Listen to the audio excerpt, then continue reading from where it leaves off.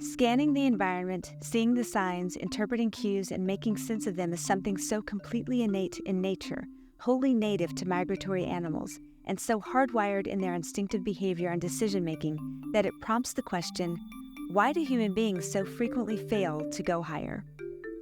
MacDonald's essay highlights something critically important. The best way to survive a crisis is to watch for it and see it coming before it's too late. It is about catching sight of the threat soon enough to avert it or contain the worst, and giving yourself and your organization the maneuverability to prepare, mitigate damage, and plan efficiently for recovery. This is the first phase of crisis management. Welcome to The Ripple Effect, the podcast that takes you on a journey through the minds of Wharton faculty. I'm your host, Dan Loney, and in each episode, we'll be diving deep into the inspiration behind the groundbreaking research that Wharton professors have conducted and exploring how their findings resonate with the world today.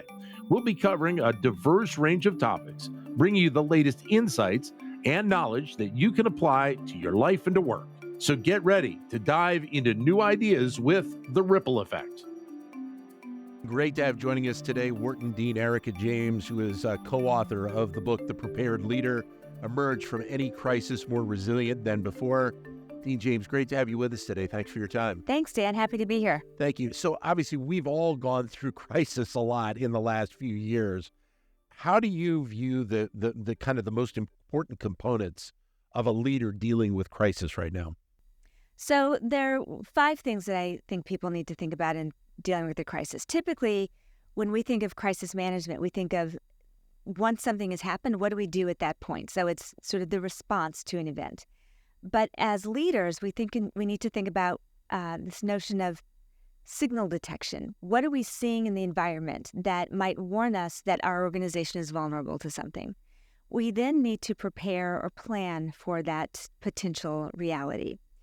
Then, in those circumstances where we can't prevent something from happening, we do have to respond when we find ourselves in reaction mode.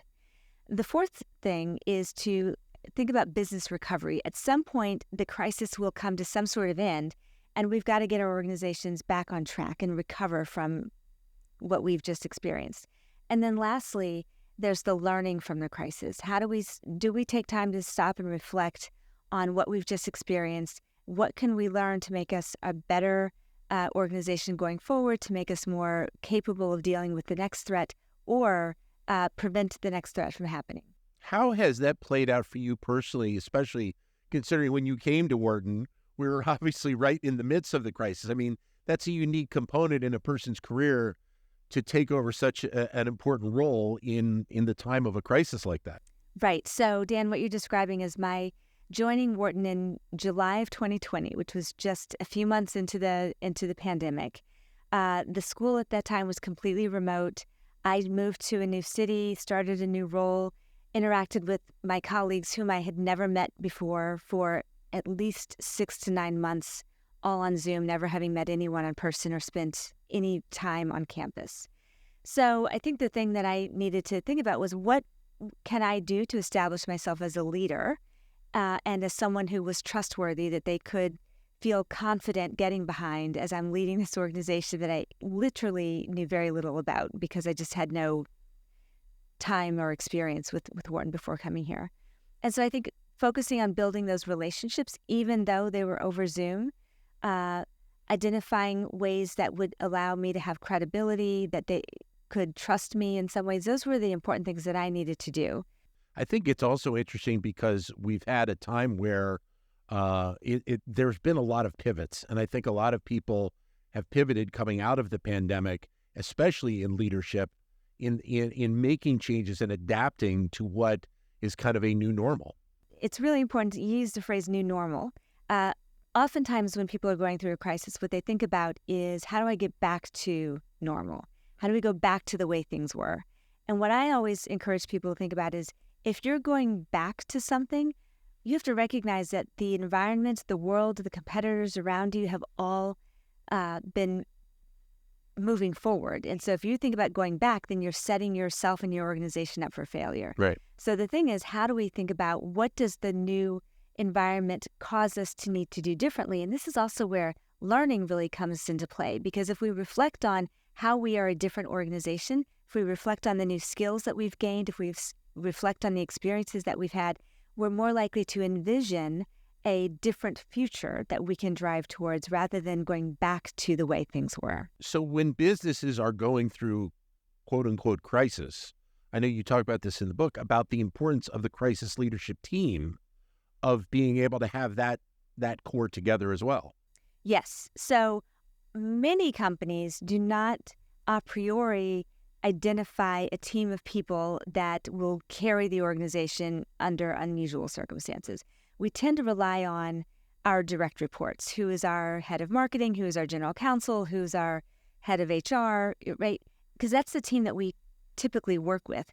But that team isn't always the right team to lead an organization through a crisis.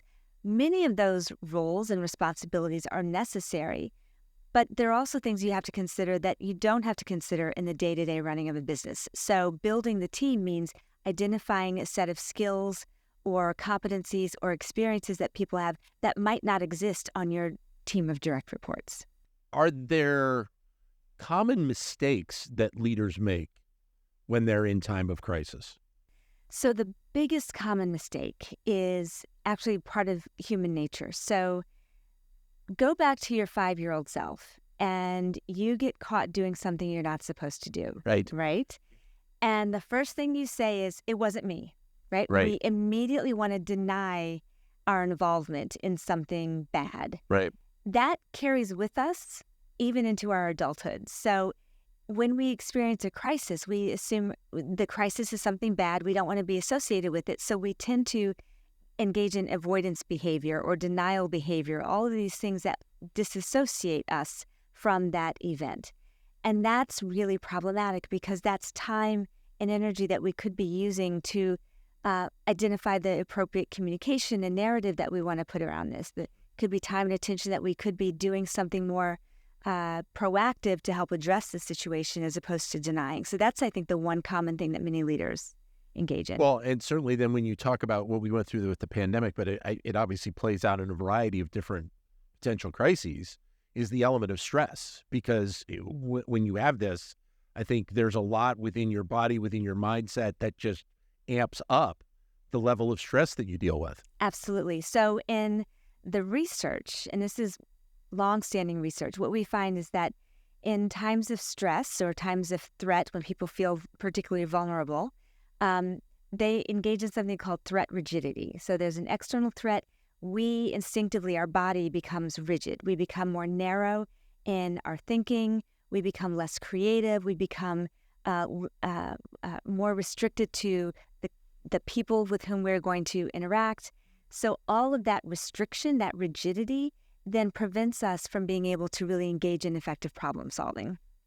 So with COVID, it was obviously something we had never gone through before. And I think that element of the unknown in terms of a type of crisis is probably something that's a challenge for a lot of leaders, is it not? Absolutely. And I mean, that is the core definition of a crisis. It's something that we've not experienced before. It's something that we don't have the resources or the experience or some guidebook with the answers and what we should do differently. So crises are unique circumstances. And because they are unique, because we've not experienced them, we don't know what to do. So most often we're making things up as we go, which is fine. But we've got to always sort of reflect on, was that most recent decision the right decision? If yes, then let's keep going. If not, we need to pivot and try something else. So there's this constant feedback loop and experimentation that's happening when we're trying to address a crisis. But isn't there also just the learning from going through that crisis, so that whether it's the same thing, same type of crisis happening down the road or something different, you have that experience, you have that knowledge so that you can be better prepared for that next time? You would think, in theory, yes, that's how it's supposed to work. But what oftentimes happens is we so want to be finished with the crisis. It takes a lot out of you. You're exhausted. The notion of going back and reflecting and taking those lessons learned that they can be applied to a future event is less likely to happen because most of us don't invest in the learning process, which is that fifth stage that I described. So yes, in theory, we should be able to have gone through an experience once, taken those lessons, learned from it so that the next time it happens, we're better prepared. But too many of us don't go through that after action review is what they call it in the military. I think a lot of times in companies, employees and managers, they expect their leaders to be prepared and they hope that they are prepared.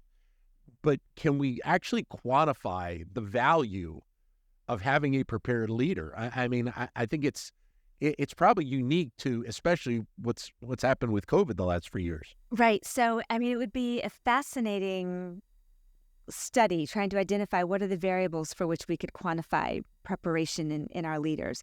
But one of the things that we know, for example, is that many crises cost a lot of money, whether it's in legal fees, whether it's in, damage control, all sorts of things.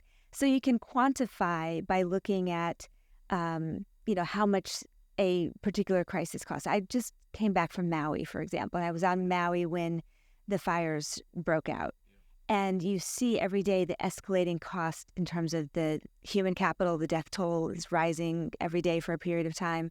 You can see the escalating costs in terms of the financially, how much this is going to cost. So those are metrics by which we can determine the cost of a crisis.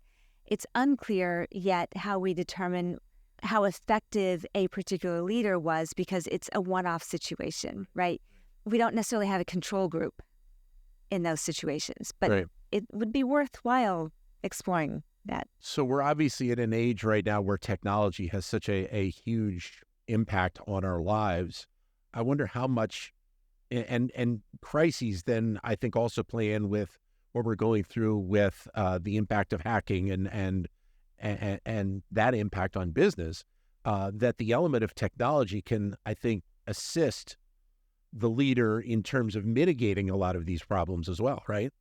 Again, perhaps, so we would hope so. It is a tool that can be used for exactly that purpose. Sometimes people use technologies in ways that are actually more damning than helpful.